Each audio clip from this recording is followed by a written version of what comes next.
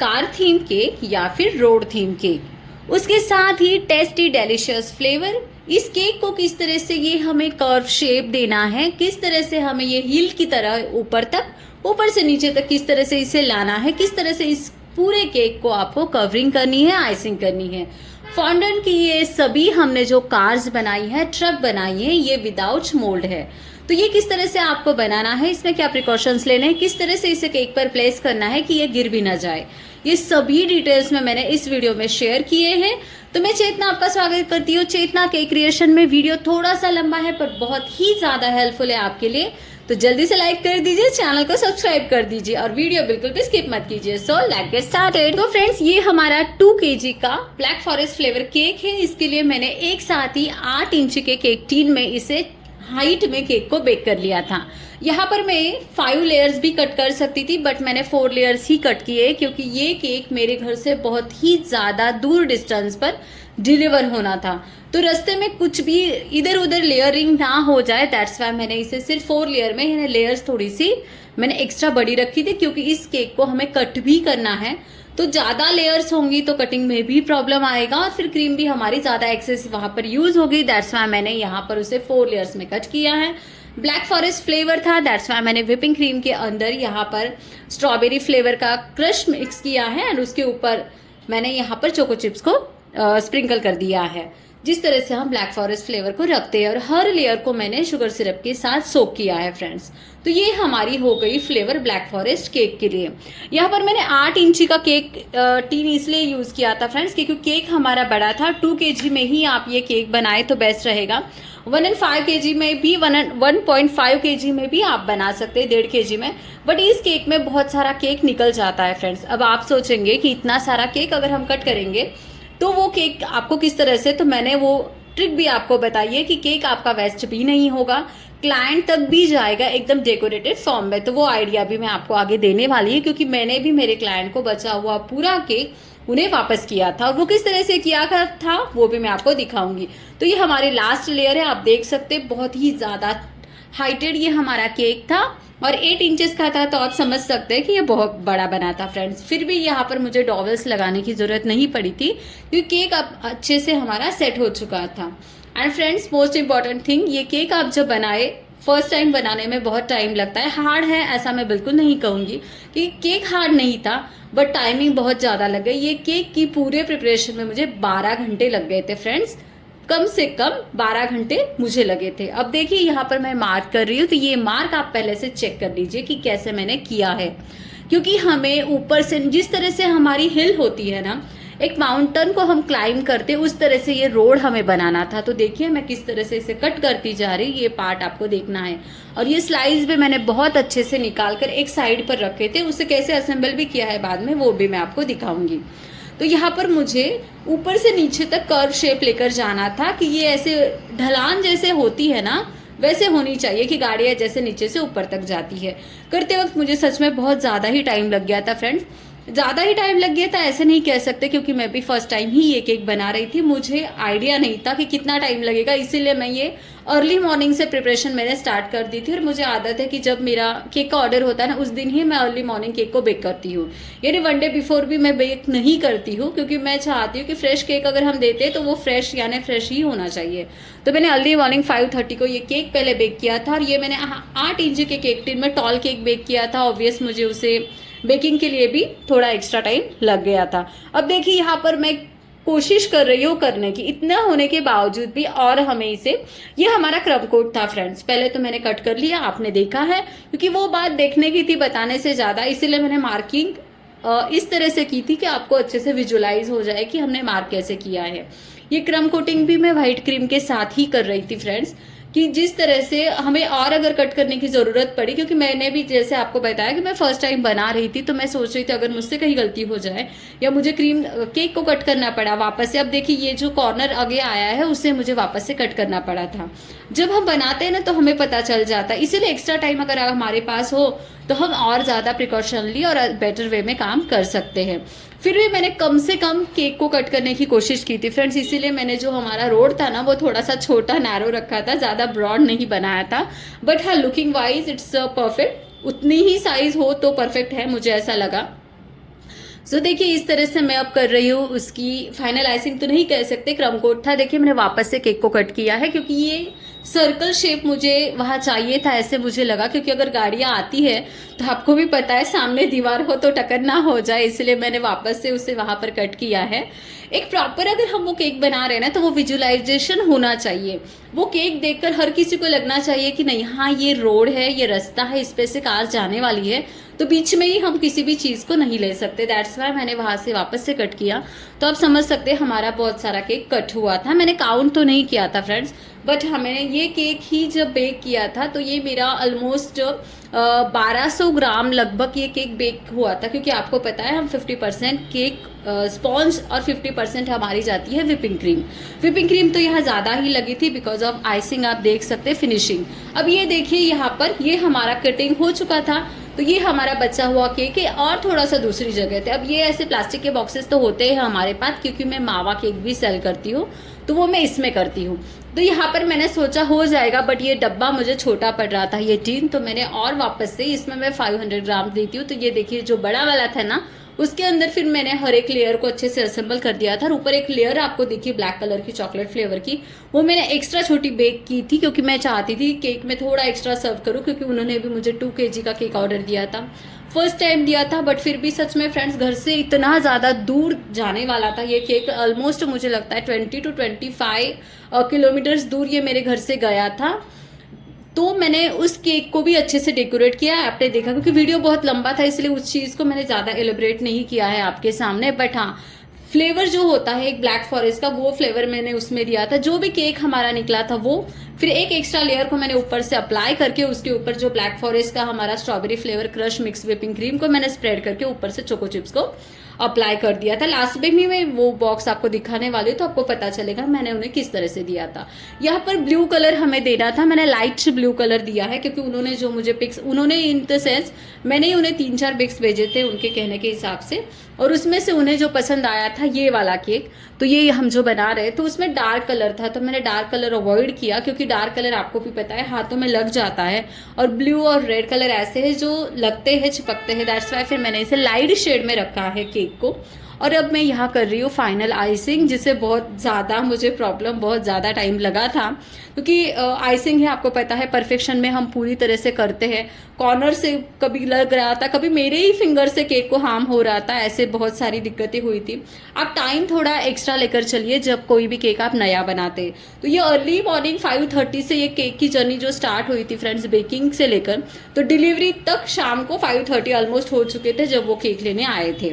तो यहाँ पर देखिए हमारी ऑलमोस्ट फाइनल फिनिशिंग हो चुकी है। जो थोड़े बहुत वाइट स्पॉट्स आपको दिख रहे हैं वहाँ पर हम करने वाले हैं जो हमारी ग्रीनरी है वो हम करने वाले हैं। तो यहाँ पर देखिए हम ब्लैक रोड फॉन्डेंट से बना सकते थे या फिर हम जेल कलर यूज़ कर सकते थे जो हम यूज़ करते हैं न्यूट्रल जेल।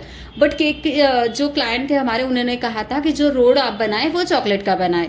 दैट्स वाई क्योंकि उनकी कोई भी रिक्वायरमेंट नहीं थी, जस्ट एक बात उन्होंने मुझसे कहा था, तो मैंने सोचा कि उन्होंने अगर जो डिमांड की है वो फुलफिल हो जाए, इसके लिए मैंने यहाँ पर चॉकलेट से ही हमारा ये रोड बनाया था, जो कि पूरा टोटल मैंने पूरे हमारे बेस बोर्ड को भी कवर किया है। क्योंकि जिस तरह से वो डायग्राम थी ना वो मैंने यहाँ पर मेंशन की है या नहीं मुझे सच में याद नहीं, क्योंकि वीडियो बहुत लंबी थी। क्योंकि आप सोच सकते 12-13 घंटे का जो पूरा शूट हुआ होगा वो सब मैंने जस्ट फॉर 18.5 मिनट में कवर करने की कोशिश की। तो बहुत सी बातें जो अननेसेसरी थी, जो क्योंकि बहुत स्पीड में नहीं हो पाया था ये काम फ्रेंड्स, क्योंकि बहुत स्लोली मैं कर रही थी, गलती ना हो जाए मुझसे, कोई चूक ना हो जाए, दैट्स वाई। तो इसे मैंने स्पीड में कवर किया है। तो आई होप सो वो मैंने पिक इसमें ऐड की है कि नहीं मुझे सच में याद नहीं है। तो यहाँ पर हमने लिया है ग्रास नोजल और उसके साथ हमें जो एजेस थे, क्योंकि आपको पता है जब हम रोड होता है तो रोड के साइड्स में ग्रीनरी होती है, वो एक लुक देने के लिए यहाँ पर हमने ग्रास को भी दिया है। और नीचे मैंने आपको कहा वैसे बेस पर भी मैंने चॉकलेट को ही अप्लाई किया। ये गनाश था फ्रेंड्स, गनाश को मैंने मेल्ट कर दिया था, उसमें थोड़ा सा मिल्क ऐड किया था कि वो थोड़ा सा पोरी हो जाए, और उसे करने के बाद उसके भी साइड्स में मैंने कर दिया था पूरा हमारा ग्रास नोजल से ग्रास बना दिया था। इस तरह से ये देखिए एक परफेक्ट लुक हमारे केक की आ गई है।